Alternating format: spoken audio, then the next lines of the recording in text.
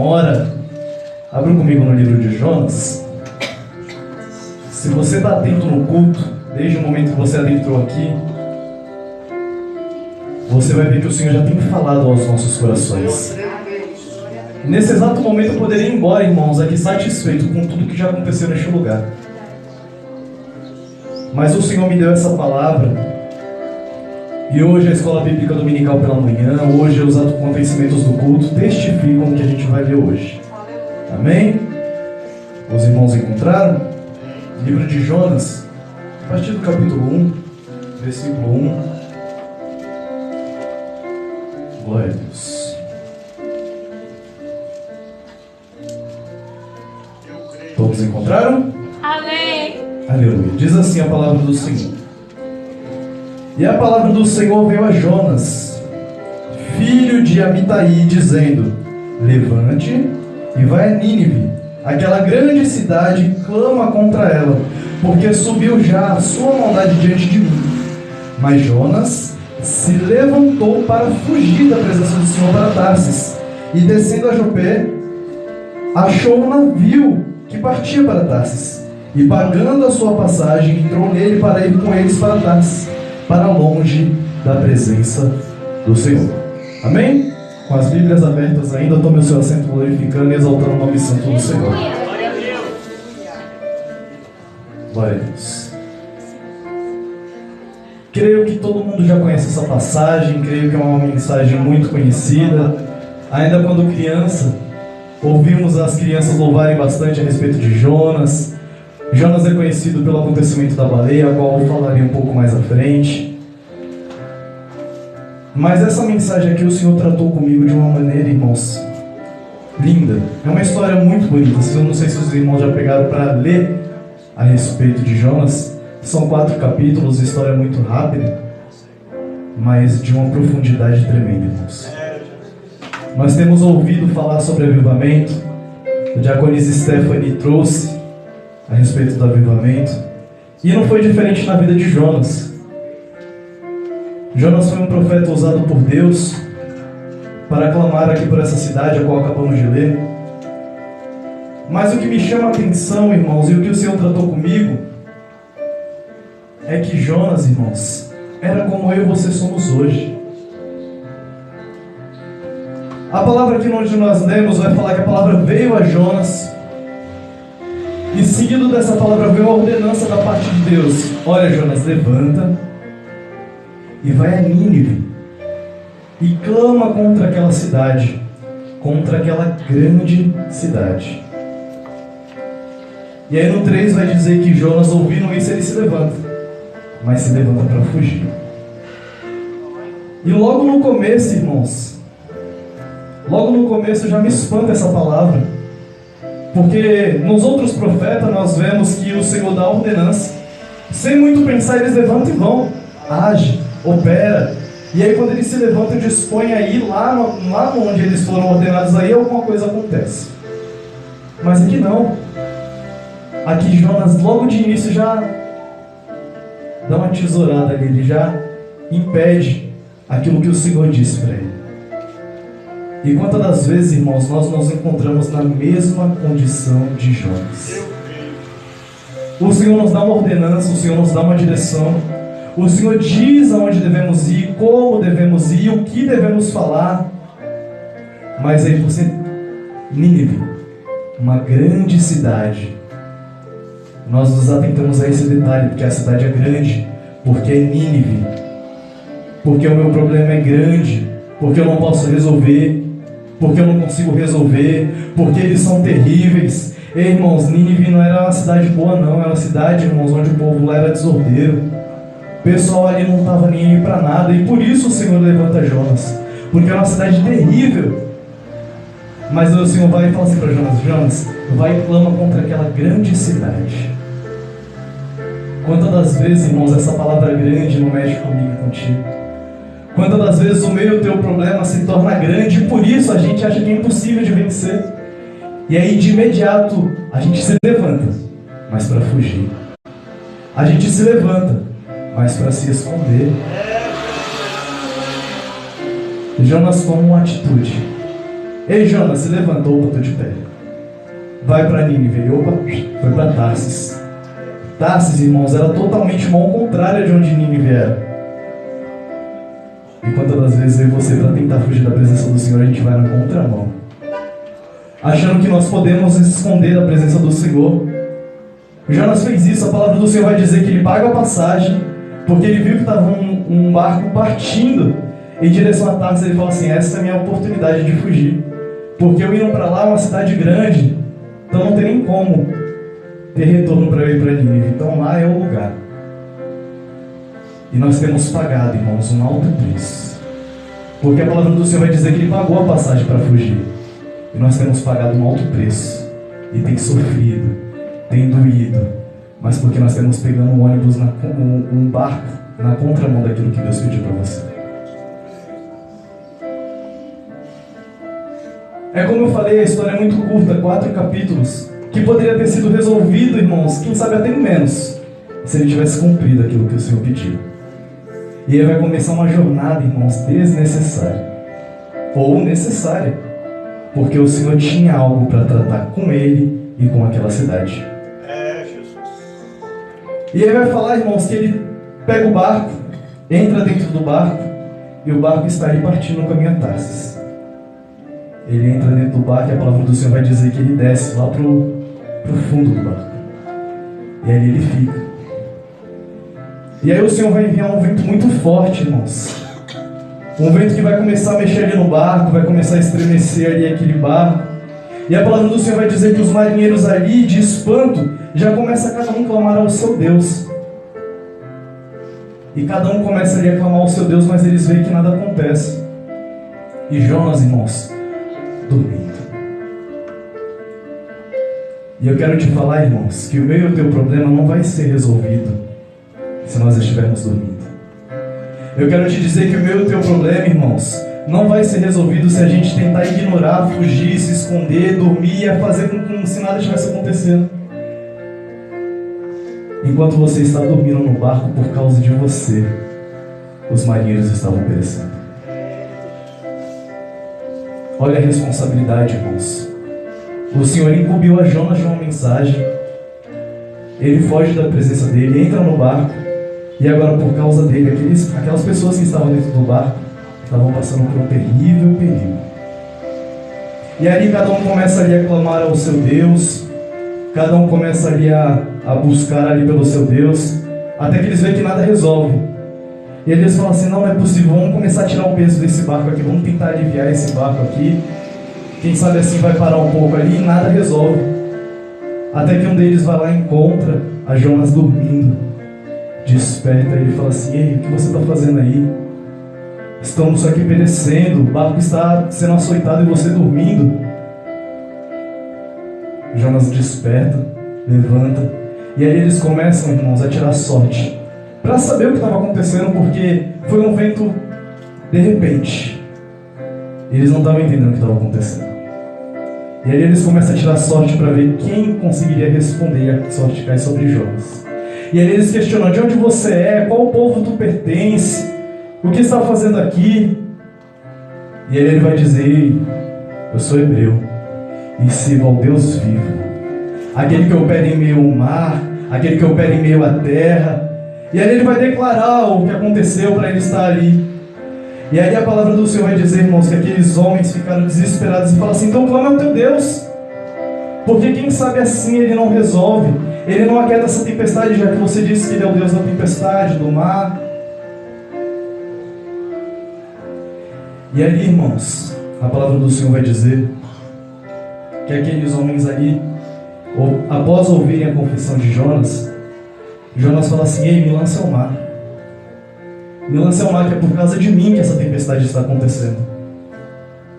No versículo 12, se vocês puderem acompanhar, vai dizer: ele então lhe respondeu: tomai-me e lançai-me ao mar, e o mar vos se aquietará, porque eu sei que por minha causa vos sobreveio esta grande tempestade. E aqueles homens remavam para fazer voltar o navio à terra, mas não puderam, porque o mar se ia enfurecendo mais e mais contra eles. Então clamaram ao Senhor e disseram: Senhor, rogamos-te agora, ó Senhor, que não perecemos pela vida deste homem, e nem ponhamos sobre nós o sangue inocente, porque tu, Senhor, fez como quiseste. Olha que interessante. Aqueles homens, irmãos, depositaram uma fé maior em Deus, um Deus a qual eles não conheciam por causa de Jonas.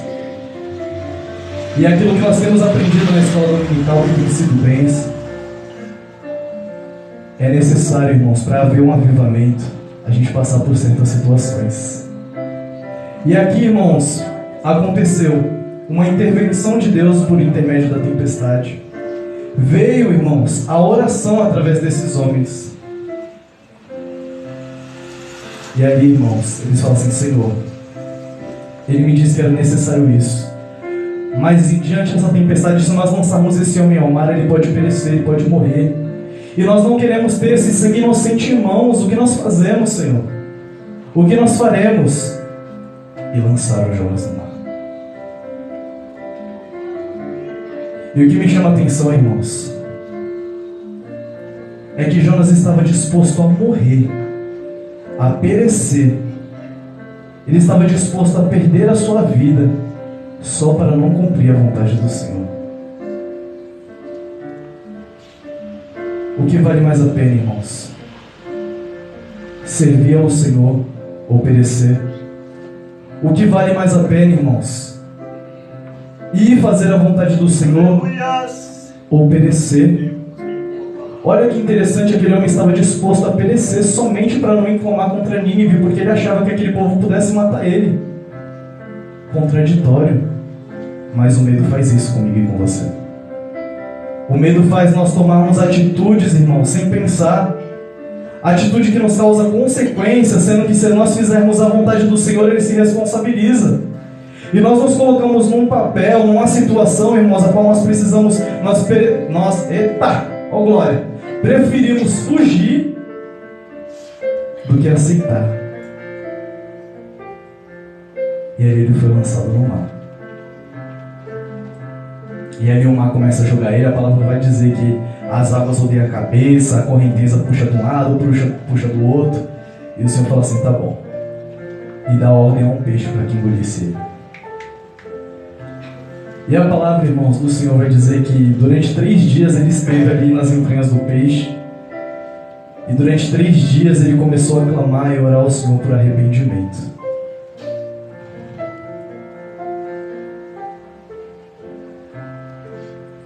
Muitas das vezes, irmãos, nós entramos no barco como ele fez. Nós entramos no mais profundo aí, achando que nós podemos nos esconder.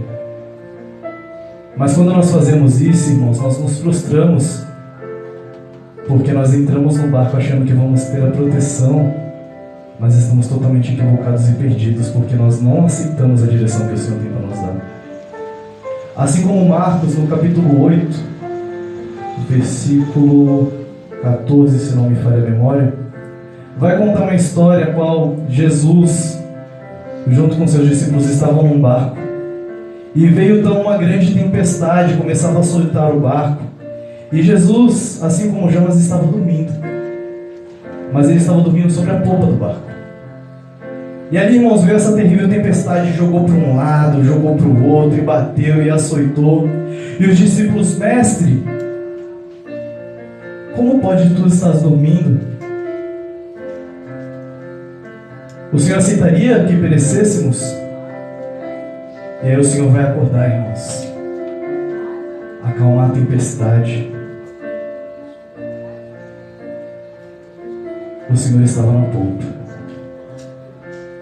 E a polpa, irmãos, no barco é importante porque ela é responsável, a parte de trás do barco é responsável por onde está o leme, é responsável por onde está a direção do barco. É onde faz com que o barco vire para um lado, vire para o outro, desvie, siga, prossiga. E Jesus estava naquela posição. O Senhor não estava dormindo em um lugar qualquer, Ele estava dormindo num ponto estratégico, porque Ele estava sob o controle. O Senhor não perdeu o controle, Ele não perde o controle. Você pode até achar que o Senhor está dormindo, mas Ele está dormindo sobre a polpa. E a polpa, irmãos, é responsável por direcionar o barco. Ao contrário de Jonas, que estava no fundo. E muitas das vezes, irmãos, nós não entendemos o agir do Senhor. E nós questionamos: Senhor, mas tu está calado? Você não percebeu que o barco está sendo açoitado? O Senhor não percebeu que estamos perecendo? E o Senhor vai dizer: eu não perdi o controle. Mas, Senhor, a tempestade é grande. O Senhor diz: mar, cala-te.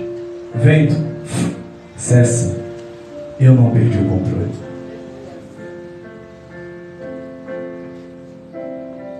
Para você viver o sobrenatural de Deus, irmãos, é necessário você sair do barco. Para você viver o sobrenatural de Deus, é necessário, irmãos, você sair do barco. Nós ouvimos falar aqui através da pastora Pedro. Mesma situação, mesmo lugar, mesmos açoites, mas ele viu a Jesus. E quando ele vê Jesus sobre as águas, irmãos, ele diz: Senhor, se é o Senhor, manda-me ter contigo. E o Senhor diz: vem. E aí ele desce o barco e começa a caminhar sobre as águas. Aleluia. Quem sabe, irmãos, os seus outros discípulos que estavam no barco, quem sabe eles não estavam ali, imagino eu, dando incentivo a Pedro: vai, pode ir, você vai conseguir. Vai, você consegue, pode ir, o mestre que está te chamando. Nós queremos, irmãos, receber conforto, alívio, resposta daquele que não pode nos dar. Quem sabe ali os discípulos, muito pelo contrário: Pedro, não, você não está vendo a tempestade? Se você descer do barco, você vai perecer. Se você descer do barco, você pode afundar. Se você descer do barco, quem sabe você pode ser engolido aí por essas ondas. Olha como o vento está. Mas Pedro desce, irmãos, e começa a caminhar em direção ao Senhor. E ali, por temer, irmãos, ele afunda. Mas automaticamente, ao afundar, o Senhor estende a mão e coloca Pedro de volta à superfície. Pedro afundou, mas ele pode dizer que viveu o sobrenatural. Aleluia. Para eu e você vivermos o sobrenatural de Deus, é necessário nós sairmos do barco. É necessário nós, irmãos, não olhar nem para a direita, nem para a esquerda. É preciso, irmãos, confiar que o Mestre nos chama. O Senhor disse: vem, e ele foi, irmãos. Afundou, mas viveu o sobrenatural. Pedro é o único, depois de Jesus, que pode dizer que andou sobre as águas. E eu e você, que milagre temos para contar? Eu e você, o que temos para contar de sobrenatural da parte do Senhor? O que eu e você tem vivido, irmãos, nos dias atuais, que nós podemos falar assim: eu posso até ter ficado com medo de ir afundado, mas eu andei sobre o mar. Eu venci essa luta. Eu passei por essa peleja. Eu vivi o sobrenatural. Nós não vivemos. E sabe por que isso acontece, irmãos? Por causa de mim e de você, por não acreditar. Nós limitamos o poder do nosso Deus. E isso faz, irmãos, com que a gente não acredite nos seus milagres. Mas eles existem. Eles são reais. E depende de mim e de você vivê-los. E a palavra do Senhor vai dizer que Jonas começa a clamar ali nas entranhas do peixe. Começa a orar. Começa a se arrepender. E aí o Senhor dá uma nova chance a Jonas. Fala assim: Jonas, vai, levanta-te e vai a Nínive. E clama contra ela. Isso no capítulo 3, no versículo 1, ele vai dar a mesma ordenança. E no versículo 3 do capítulo 3 vai dizer: se levantou Jonas e foi a Nínive, conforme a palavra do Senhor. E era Nínive cidade grande e em extremo, de 3 dias de caminho.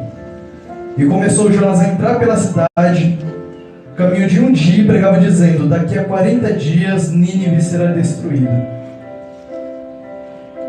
Irmãos, aqui a partir do versículo 5, a palavra do Senhor vai dizer, irmãos, que aquela cidade ouve essa mensagem de Jonas. E ali começa um processo de libertação. Ao eles ouvirem essa mensagem, irmãos, o povo começa a se arrepender. O povo começa a se quebrantar. O povo começa, irmãos, a quebrantar o coração diante do Senhor, se arrepender verdadeiramente. A ponto, irmãos, desse reboliço que estava acontecendo nessa cidade, que era grande, chegar aos ouvidos do rei daquela cidade. E aí o rei, ouvindo isso, ele toma uma posição também, se levanta e fala assim: não, se é isso que vai acontecer, então que os animais também fiquem sem comer, que os animais também se vistam de cilício, e que nós proclamemos aqui um jejum, para que todos nós sejamos, irmãos, resguardados, para que todos nós não perecemos essa sentença do Senhor. Olha que incrível, irmãos. Pela segunda vez,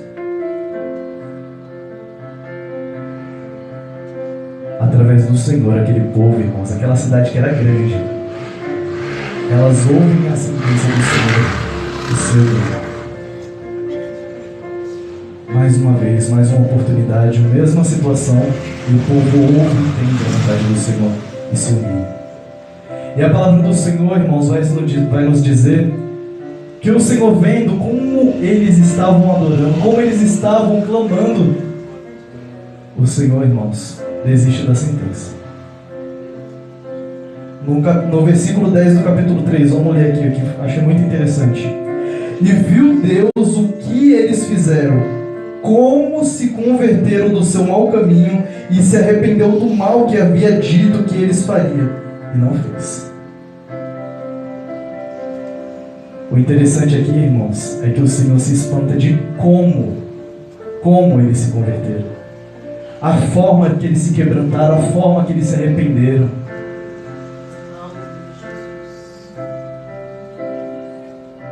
E aí eu falei assim: Senhor, tudo bem, mas e o que o Senhor quer dizer com isso? E aí, irmãos, eu pulei uma página e fui ler também o capítulo 4. E aí no versículo 1 do capítulo 4 vai dizer: mas Jonas se afligiu em extremo e ficou irado, e orou ao Senhor e disse: ah, Senhor, não foi isso que eu dizia estando ainda em minha terra? Por isso que eu me apressei a fugir para Tarsis, porque eu sabia que tu és Deus compassivo e misericordioso, tardio para te zangar e de grande benignidade, e que te arrependes do mal. Irmãos, e quando eu li isso eu me espantei, porque o plano do Senhor, irmãos, é salvação. O plano do Senhor para mim e para a tua vida, irmãos, é arrependimento. O plano para mim e para a tua vida é que vidas, irmãos, sejam, busquem o arrependimento, irmãos, e sejam avivadas. E a palavra do Senhor vai dizer ali que Jonas, irmãos, se irou, se afligiu, porque aquele povo tinha sido salvo. Porque a ordem que o Senhor deu para ele é: vai e clama contra aquela cidade. E ele não aceitava, irmãos. Ele não aceitava que ele foi, clamou, fez a vontade do Senhor, e o Senhor perdoou aquele povo. E a palavra vai dizer, irmãos, que Jonas ainda assim se aparta da cidade, fica ali num lugar distante, observando para ver se ainda algo vai acontecer com a cidade. A que Deus eu e você temos servido? A que Deus eu e você temos buscado? Irmãos, muito me espantou pelo fato de que o plano do Senhor é salvação. E foi o que nós aprendemos hoje na escola bíblica dominical, por acharmos que temos a presença do Senhor, por acharmos, irmãos, que estamos cheios da presença do Senhor, mas o Senhor me escolheu como profeta. Se eu falei que aquele povo vai morrer, era para aquele povo morrer. Se eu falei que aquele povo em 40 dias era para perecer, eles teriam que perecer. Mas nós nos esquecemos que quem dá a última palavra é Deus. Nós nos esquecemos que a vontade de Deus é que prevalece sobre a mim e pela tua vida. Não era Nínive apenas que precisava de um avivamento. Não era aqueles marinheiros apenas que precisavam do avivamento. Jonas precisava do encontro verdadeiro com Deus. E ele não entendeu. Ele falou assim: Senhor, eu sou profeta, tu me escolheu. Eu clamei contra aquela cidade, eu me arrependi quando eu estava no peixe ali, me arrependi, clamei ao Senhor, o Senhor me perdoou, fiz a tua vontade, e agora o Senhor volta atrás. Quantas das vezes nós nos questionamos o Senhor dessa mesma forma? Porque a nossa sentença, o nosso querer é diferente do de Deus. Quando estamos irados, irmãos, nós queremos dar sentença para todo mundo. Nós queremos nos colocar na posição de juiz. Porque o Senhor está comigo. O Senhor me escolheu. Então o que eu falar, eu tenho certeza que o Senhor vai cumprir. está errado, irmãos. Não é o que você quer, é o que o Senhor quer através da tua vida. Jonas ali, irmãos, nada mais era do que um profeta. Eu e você nada mais somos do que um adorador, irmãos. A palavra do Senhor vai dizer que se eu e você não exercermos o nosso papel aqui, de adorar, de clamar, de buscar, as pedras tomam o nosso lugar. Eu e você não somos nada, irmãos, se não for pela presença do Senhor sobre a minha e pela tua vida. E quantas das vezes nós nos colocamos numa posição superior, somente que por achar que a presença do Senhor está conosco, nós temos o direito de repudiar. Não, irmãos. As vidas que estão aí fora necessitam da minha e da tua vida. As vidas que estão aí fora necessitam ouvir este amor de Deus. O Senhor salvou aquela cidade. O Senhor salvou aqueles marinheiros. E nem sequer, irmãos, aqueles marinheiros estavam no plano. Mas quando o Senhor quer, através da tua vida, ainda que eu e vocês tentamos fugir, o Senhor ainda resgata vidas. Aleluia, Deus. Mesmo eu e você tentando se apartar da presença dele, o Senhor ainda te usa inconscientemente para que o plano dele seja cumprido. Eu fico pensando naqueles marinheiros chegando em casa, porque a palavra do Senhor vai dizer que após aquilo, após eles jogarem Jonas na água, eles falam assim: Senhor, agora nós iremos ofertar sacrifícios a Ti. Eles ofertaram sacrifícios ao Senhor. Quem sabe agora eles chegando em casa, falando para suas esposas, falando para seus filhos o que acontecera com ele naquele dia. É isso, irmãos, o que nós devemos fazer: causar impacto nas vidas que estão aí fora. De onde tu vens, de que ocupação tu é, você é povo escolhido do Senhor. O Senhor te escolheu, irmãos, mas não para que nós venhamos fugir, não para que nós venhamos ir a Tarsis, ao lado contrário, não. O Senhor ainda quer te usar. E o Senhor, irmãos, vai com meios ali, tentando te convencer. O Senhor vai utilizando ainda meios, o Senhor ainda vai te levando para lugares, para que você entenda, irmãos, que Ele é sobre a tua vida, que Ele precisa de você para que o plano dele seja cumprido. Mas se todavia, se você não quiser, ainda assim o plano dele vai se cumprir. Mas o Senhor nos dá essa oportunidade, porque o Senhor se alegra, irmãos, na minha e na tua vida. O Senhor se alegra de eu e você estarmos aqui. Eu creio, irmãos, que cada um aqui, irmãos, tem um testemunho para contar. Eu creio aqui que cada um aqui tem algo a agradecer ao Senhor. E o Senhor quer fazer isso na vida dos outros. E a partir do capítulo 4, versículo 4, na minha Bíblia tem por título a lição a Jonas.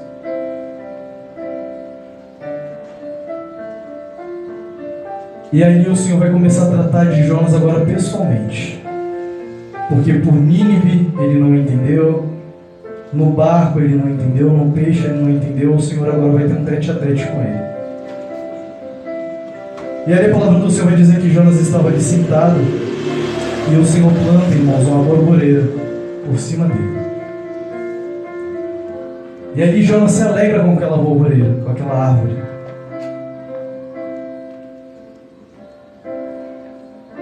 No versículo 6, e o Senhor Deus fez nascer uma borboreira, o qual cresceu sobre Jonas, para que fizesse sombra sobre a sua cabeça, a fim de o libertar do seu mal-estar.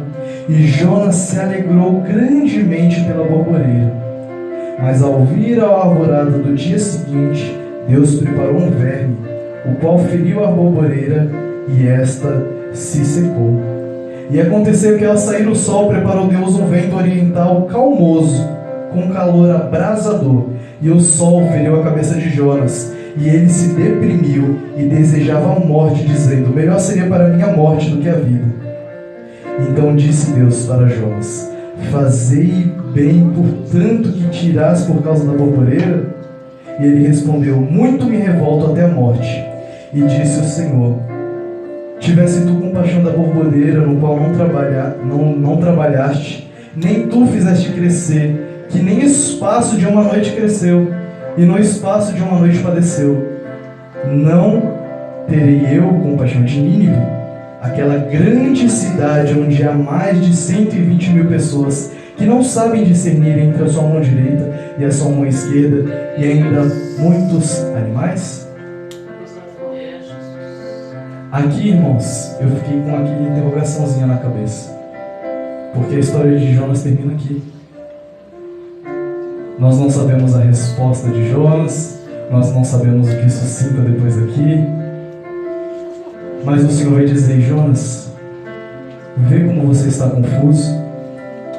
Você se irou, porque uma árvore padeceu. Porque eu lancei uma verme e o juízo veio sobre uma árvore. Quanto aquele povo que da mesma forma necessitava da minha presença, você preferiu com que eles padecessem. Quantas das vezes, irmãos, nós invertemos os valores? Nós damos importância e créditos a coisa que, como o Senhor disse, num dia nasce, no outro dia padece, enquanto vidas necessitam ainda ouvir sobre o Senhor. E nós não damos créditos, ignoramos, não se preocupamos. O Senhor ainda precisa de você. O Senhor ainda conta com você. Mas você está disposto? Você está disposto a ir?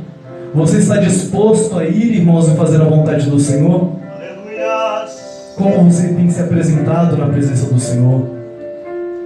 Qual é o teu futuro diante de Deus? Eu tenho certeza, irmãos, que a sua casa precisa de você. Eu tenho certeza que o teu vizinho precisa de você. Eu tenho certeza que se você parar aí para pensar, pelo menos umas 10 pessoas você tem na mente que precisam de você.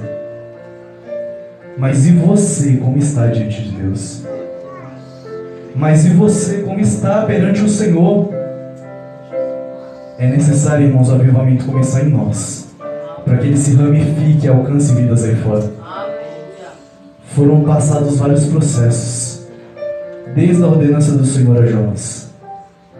E ainda assim a gente não sabe como termina. Mas o Senhor me faz perguntar para você: a história de Jonas, o final é essa. E a tua, qual é? Como que vai terminar a tua história? O Senhor diariamente nos ensina, o Senhor diariamente nos exorta, o Senhor diariamente ali, irmãos, Ele vai nos dando ferramentas, vai nos dando dicas, vai nos dando estratégias. E eu e você, o que temos feito com isso? Nós temos absorvido isso? Ou nós temos preferido a morte só porque o sol bateu na nossa cabeça? Olha as coisas com que Jonas tem se preocupado. Olha as coisas que têm irado Jonas a ponto dele querer a morte. Coisas mínimas. Mas o Senhor ainda assim é misericordioso. Porque o Senhor disse aqui que Ele enviou um sol, um vento abrasante, né? Mas calmo, suave. Para que tocasse nele, irmãos, mas não matasse, não ferisse. Para que ele entendesse que o Senhor queria tratar com ele. E muitas das vezes a correção do Senhor nós absorvemos, irmãos, e nos iramos. E nos irritamos. E faz com que nós nos afastemos mais do Senhor. Mas é tempo de nos aproximarmos. É tempo de ouvirmos e entendermos aquilo que o Senhor tem para mim e para você. O avivamento é real, irmãos. Ele existe. E é necessário. Você vai passar por lutas. Você vai passar por provas. E ninguém nunca disse que você não passaria. Eu creio, Deus. A vida do crente é assim, irmãos. Porque se não for essas lutas, essas provas, a gente fica de boa. Mas elas vêm para forjar nosso caráter em Cristo. Elas vêm para nos ensinar. E quando outra pessoa precisar passar pelo que a gente passou, a gente já tem ferramenta para ajudar. Tudo que o Senhor faz pela tua vida, irmãos, não é para você, é para o teu próximo. Já percebeu isso? As coisas que você passa, irmão, são ferramentas de Deus. Para que quando outra pessoa vir ao teu encontro e vai, você está preparado para instruir. E a vida do cristão é assim, irmãos. É lágrimas, é choro. Mas a palavra do Senhor vai dizer que o choro dura uma noite.